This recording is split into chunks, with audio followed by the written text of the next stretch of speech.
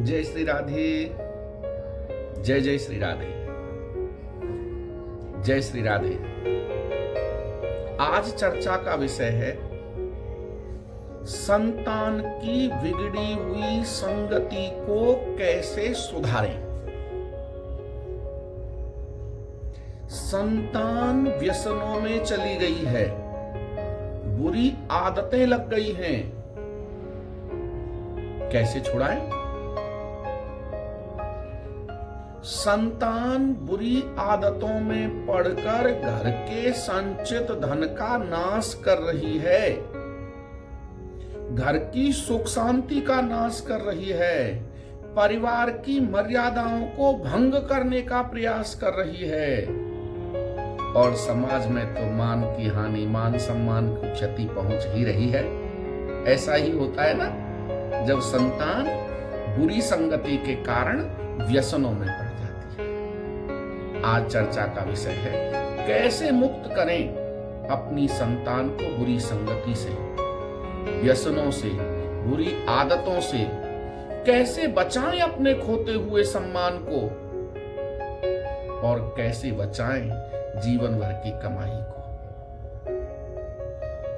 नमस्कार, जय श्री राधे। पहले ये जानिए कि संतान बुरी संगति में पड़ती किस कारण है। संतान को व्यसन किस कारण लगते हैं? कौन सा ऐसा दोष है जिसके कारण हमारी आने वाली पीढ़ी गलत दिशा में चली जाती है। जय श्री राधे। जय जय श्री राधे। जय श्री राधे। क्यों ऐसा होता है? हमारी संतान बचपन में बहुत अच्छी थी, हमारी बात मानती थी, परिवार के मर्यादाओं के अनुसार ही आचरण करती थी, लेकिन अब तो ऐसा कुछ नहीं बचा। गलत लोगों का साथ दे रही है संतान, गलत लोगों के साथ बैठ रही है, गलत आदतें सीख ली हैं। कुंडली का ऐसा कौन सा दोष है, परिवार का ऐसा कौन सा दोष है जिसके कारण हमारी युवा पीढ़ी, हमारी आने वाली पीढ़ी, हमारी संतान गलत आदतों का, बुरी आदतों का शिकार हो गई है? तो इस दोष का नाम है मित्रों कुल देवी दोष। कुल देवी दोष। ये कुल देवी क्या है? ये आपके समस्त परिवार का, आपके कुल का, आपकी जाति का देवता, जिसको सपरिवार पूजा जाता है। पूरा परिवार जिस देवता की पूजा करता है उसे कुल देवता का नाम दिया गया है। यह कुल से संबंधित हो सकता है, जाति विशेष से संबंधित हो सकता है और स्थान विशेष से संबंधित हो सकता है। वैसे तो जब भी ब्राह्मण पूजा कराते हैं इसकी पूजा होती है। आपको स्मरण कराता हूं, जब ब्राह्मण पूजा कराते हैं तो कहते हैं 16 मातृकाओं का ध्यान करो, 16 देवियों का ध्यान करिए। 16 देवियों में जो 16वें नंबर की देवी है, 16 मातृकाओं में 16 मातृका नाम है।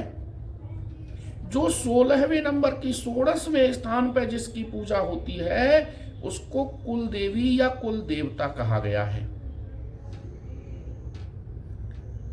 यह जब रुष्ट हो जाते हैं, हमारे कुल देवी देवता जब किसी कारण से हमसे रुष्ट हो जाते हैं तो परिवार की एकता भंग होने लगती है। परिवार की एकता भंग होने लगती है और युवा पीढ़ी गलत संगति का शिकार हो जाती है, गलत आदतों का शिकार हो जाती है।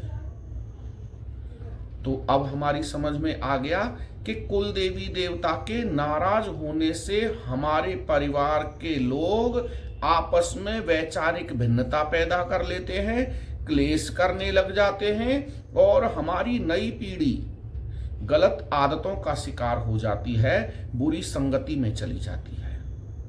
तो इसका जो निवारण है, इसका जो समाधान है, वह है कि हम अपने कुल देवी देवताओं का पूजन करें, अपने कुल देवी देवताओं को मनाएं, अपने कुल देवी देवताओं से क्षमा याचना करें, विधिवत उनका पूजन करें। और एक छोटा सा उपाय आपको बताता हूं। एक चौकी पर लाल कपड़ा बिछाएं, स्नान करके शुक्रवार के दिन अपने मंदिर में बैठें, एक लकड़ी की चौकी, लकड़ी का पटरा बिछाएं, पट्टा चौकी जिसे बोलते हैं वह बिछाएं, उसके ऊपर नया लाल कपड़ा बिछाएं और गेहूं की 16 ढेरियां बनाएं, जिनको षोडश मातृका कहा जाता है। षोडश मातृका जिनको कहा जाता है वो 16 ढेरी गेहूं की बनाएं और उन 16 ढेरियों का गंध, अक्षत, पुष्प और धूप दीप से पूजन करें। यानी 16 ढेरी बना ली, उनके ऊपर पहले जल छिड़का, फिर रोली छिड़की, रोली के छींटे लगाए, लाल चंदन के छींटे लगाए, फिर उनके ऊपर अक्षत चढ़ाए यानी चावल चढ़ाए, फिर उन पर रक्त पुष्प लाल फूल चढ़ाए और गुड़ का भोग लगाया, धूप दीप से आरती कर दी।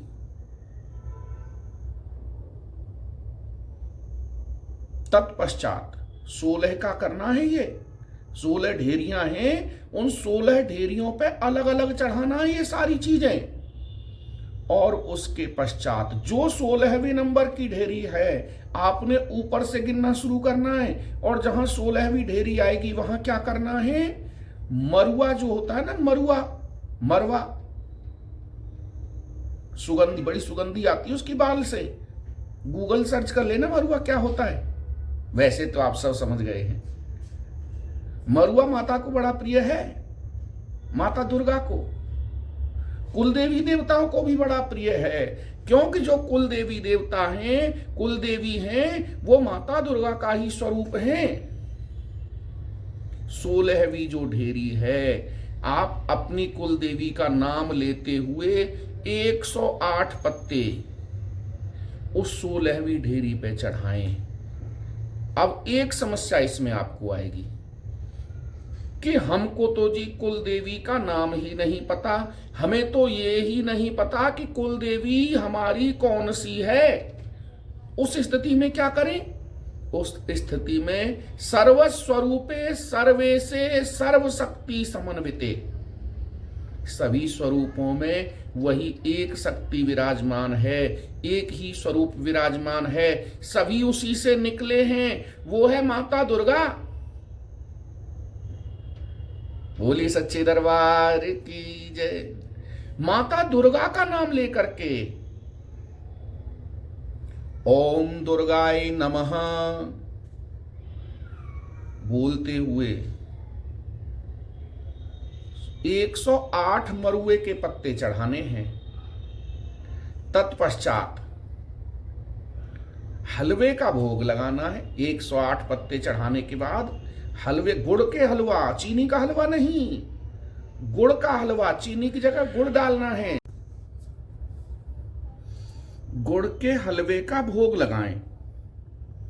षोडश मातृकाओं को एक पात्र में रखकर गुड़ के हलवे का भोग लगाएं और माता रानी से प्रार्थना करें। माता रानी से प्रार्थना करें कि माता रानी, हम सभी देवियों से, अपनी कुल देवी से, अपने कुल देवता से जाने अनजाने में किए हुए अपराधों के क्षमा प्रार्थी हैं। हमें नहीं पता हमने क्या अपराध किया है, लेकिन माँ, हम अपना अपराध बोध स्वीकार करते हैं। हम स्वीकार करते हैं कि संतान कुपात्र हो सकती है, माँ कभी भी कुमाता नहीं हो सकती। हे मातेश्वरी, अगर आपने हमारे ऊपर कोप किया है, हमसे नाराज हुई हैं, तो हमसे अवश्य ही कोई अपराध हुआ होगा।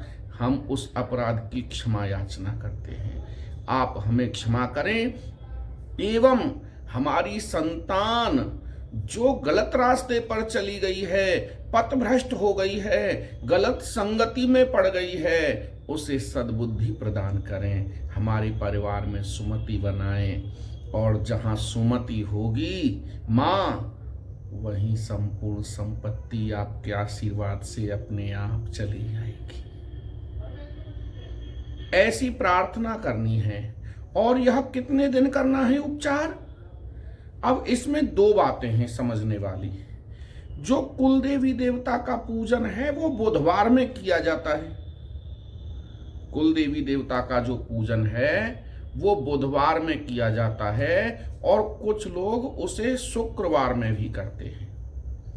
तो अगर आप बुधवार में करेंगे तो 14 बुधवार करना है और शुक्रवार में करेंगे तो 14 शुक्रवार करना है। 14 शुक्रवार के बाद आप चमत्कार देखना। आपकी बिगड़ी हुई संतान, आपकी पथभ्रष्ट संतान, आपकी गलत संगति में गई हुई संतान स्वतः सही रास्ते पर आ जाएगी। जय श्री राधे, जय जय श्री राधे।